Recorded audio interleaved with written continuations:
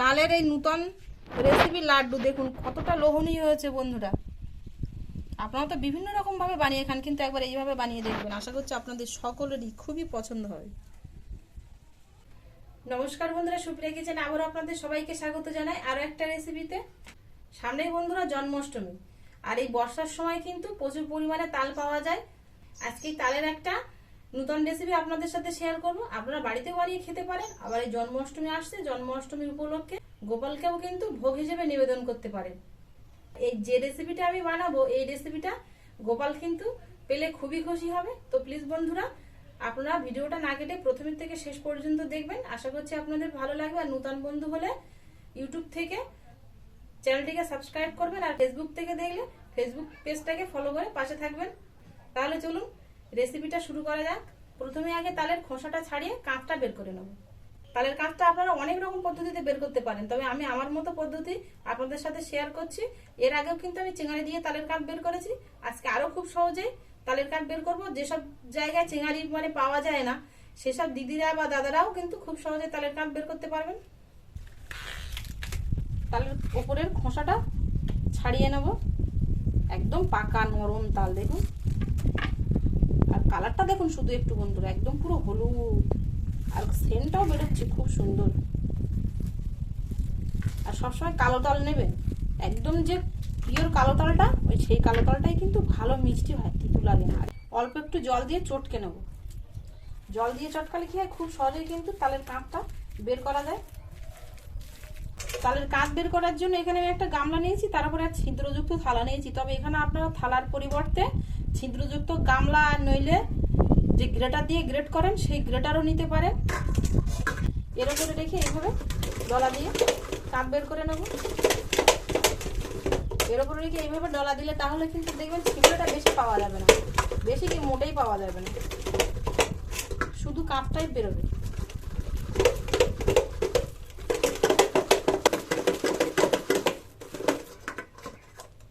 দেখুন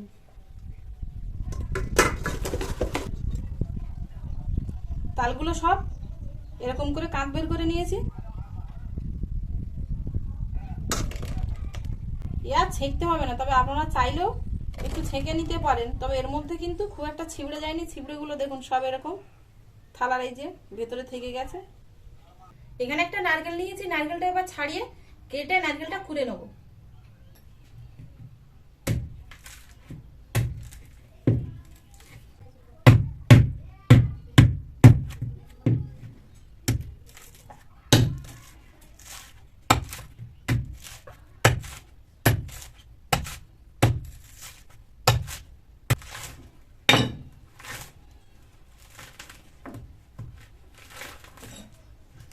খুব সহজে ছাড়ানো হয়ে গেল।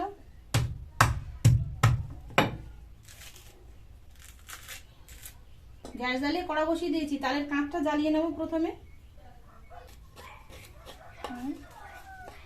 কড়া গরম হয়ে গেলে অল্প একটু ঘি দিয়ে দিয়েছিলাম, দিয়ে কড়াটা গরম করে নিয়েছি। নিয়ে তারপরে তালের কাঁচটা দিয়ে দেবো।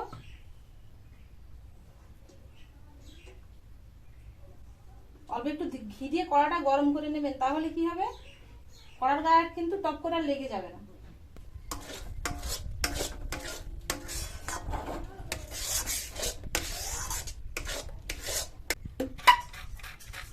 কুড়ে নেবো নারকেলটা।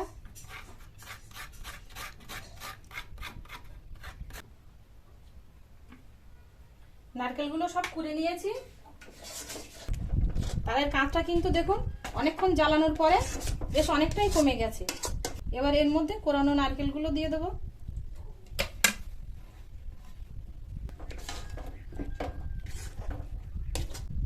গুঁড়ো দুধ নিয়েছি হাফ বাটির একটু বেশি, দিয়ে দেবো। এক বাটি চিনি,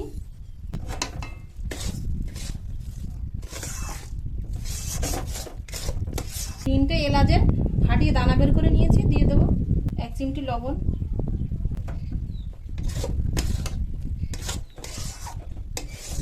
আস্তে কিন্তু দেখুন রসটা শুকিয়ে ঠিক একটা সফট ডোয়ের মতো হয়ে যাবে, তারপরেই নামাবো। তবে অনবরত কিন্তু নাড়তে হবে, নইলে কিন্তু নিচে লেগে যাবে, এর থেকে সরলে হবে না। আগের থেকে অনেকটাই দেখুন শুকিয়ে এসেছে। আস্তে আস্তে এরকম ডোয়ে পরিণত হচ্ছে, আর নিচে কিন্তু লেগে যাচ্ছে না। যে কড়াই প্রথমে ঘি দিয়ে গরম করে নিয়েছিলাম, নামিয়ে নেবার 2 থেকে 3 মিনিট আগে ওপর দিয়ে আরো আমি 2-3 চামচ ঘি দিয়ে দেবো। গ্যাসের ফ্লেমটা কিন্তু লোতে রেখে এই লাস্টের দিকে ডোটা বানিয়ে নিতে হবে। খুব জোরে জাল দিলে কিন্তু নিচে দেখুন একটা কালো স্পট পড়ে যাবে পুড়ে। ঠিক এরকম একটা সফট ডোয়ের মতো হয়ে গেছে, একদম কিন্তু শুকিয়ে নেইনি, আবার একদম কিন্তু জল জল নেই। দেখুন একটু হালকা এরকম একটু নরম আছে। এবার আমি নামিয়ে নেব, ঠান্ডা হয়ে গেলে কিন্তু আবার শক্ত হয়ে যাবে। একটু খেলিয়ে দেবো, তাহলে একটু তাড়াতাড়ি ঠান্ডা হয়ে যাবে। তবে একবার ঠান্ডা করলে হবে না, কিন্তু একটু মাঝামাঝি বেশ হালকা হালকা, মানে হাত ধোয়া ছোঁয়া যায় যেন এরকম গরম থাকলে ওই রকম অবস্থায় বোল পাকিয়ে নেব। 10 মিনিট হয়ে গেছে, ঠান্ডা হয়ে গেছে। এবার হাতে একটু ঘি মাখিয়ে নেব। এবার গোল গোল করে লাড্ডুর শেপ দিয়ে নেব।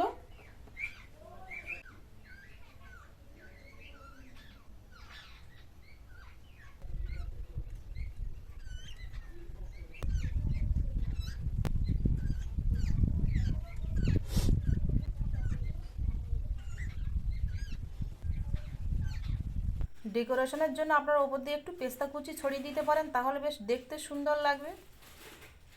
সবগুলো লাড্ডু বানিয়ে নিয়েছি, দেখেই তো মনে হচ্ছে খেয়ে ফেলি। আর গন্ধটাও এত সুন্দর, তালের গন্ধটাই কিন্তু সত্যি খুবই ভালো লাগে। তো আপনারা এভাবে বাড়িতে খুব সহজে বানিয়ে নিতে পারবেন, আর অল্প সময় লাগবে একদম, আর ঘরে থাকা উপকরণ দিয়ে বানিয়ে নিতে পারবেন। আমার নূতন বা পুরাতন বন্ধুদের কাছে আমার এই রেসিপিটা কেমন লাগলো অবশ্যই কিন্তু আপনারা কমেন্টে জানাবেন। আর ভালো লাগলে লাইক করবেন, আর আপনাদের বন্ধুদের কাছে প্রচুর প্রচুর শেয়ার করবেন। এতক্ষণ আমার সঙ্গে থাকার জন্য আপনাদের অনেক অনেক ধন্যবাদ। আবারও দেখা হচ্ছে আপনাদের সাথে পরে নতুন কোনো রেসিপিতে। ততক্ষণ আপনারা সবাই ভালো থাকবেন আর সুস্থ থাকবেন।